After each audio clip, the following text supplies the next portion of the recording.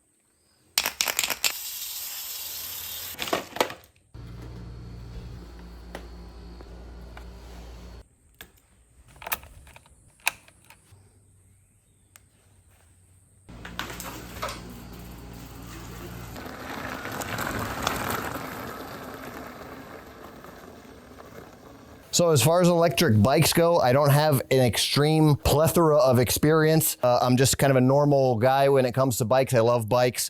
I've been biking pretty much my whole life since I was a kid, like most good old American boys. But I feel like this electric bike craze that we've got going on right now is a pretty substantial thing, pretty big change. And I didn't really know the full extent of how cool these things were until I got one.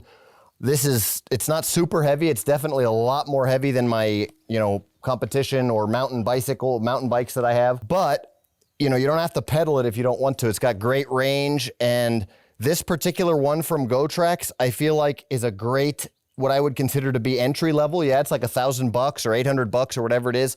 You get a discount code, link in description below. You get a small deal through Bone Tactical because I'm basically promoting it on my channel. I'm not getting paid for this advertisement or whatever. They just sent me the bike for free and I'm giving an honest review. I really like it. I'm going to say there's probably higher level models, but I haven't seen to where this is, able to be damaged or anything like that. It doesn't seem frail. It says, it has Shimano brakes on it, Shimano gear system for when you do want to pedal and everything, which is pretty incredible. The components all look good. The aluminum welding is spot on. So I really think they just did a great job with it. I also think that it might be kind of like a minimum level of effectiveness. It's not an overbuilt bike by any means, but I reviewed the scooter before this and I just unboxed and reviewed the scooter, but for the last month, one of my guys that works for me has been using it with his kids and his wife to go get groceries, and just they've been beating the crap out of it, and it's running great. So, and that's with not great roads, ineffective power supply and stuff like that, and the scooter's held up great. So I can honestly get behind this brand. I don't know how long it's going to last, but the scooter lasted a month getting beat to crap. So the bike itself, like I said, there's going to be your super high-end, performance level bikes that are $3,000 to $5,000 to whatever $1,000. I'm sure there's $10,000 electric bikes out there for sure.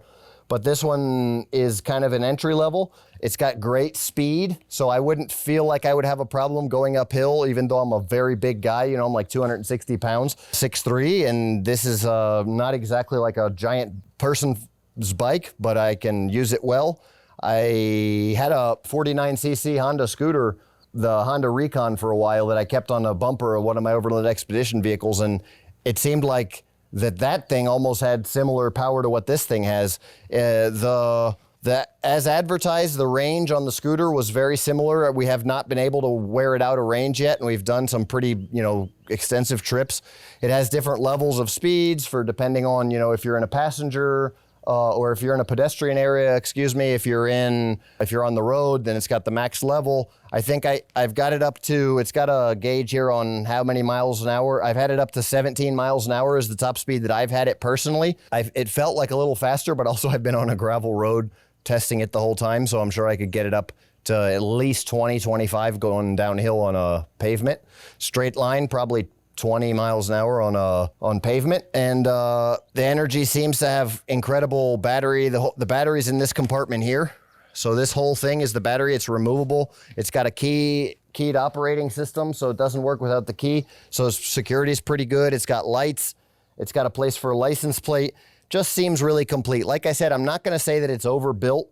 It is definitely like a Chinese manufactured, where they're just great with efficiency and, you know, doing things cheap that work in a lot of cases. But, you know, there's stuff is loose. So like this is kind of, you know, I don't know how I'm going to tighten this. This kind of just slides around a little bit here from out of the box. I was noticing that. The stuff's just, I mean, you know, there's play and everything.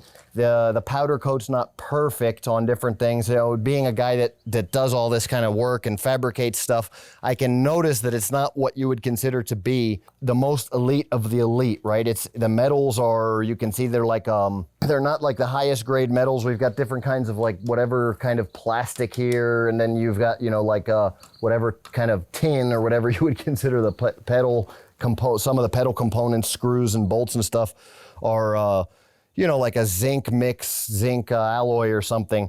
Not incredible. The chain is not the best, but at the price point, guys, I don't see this bike failing, especially if it's a light use bike.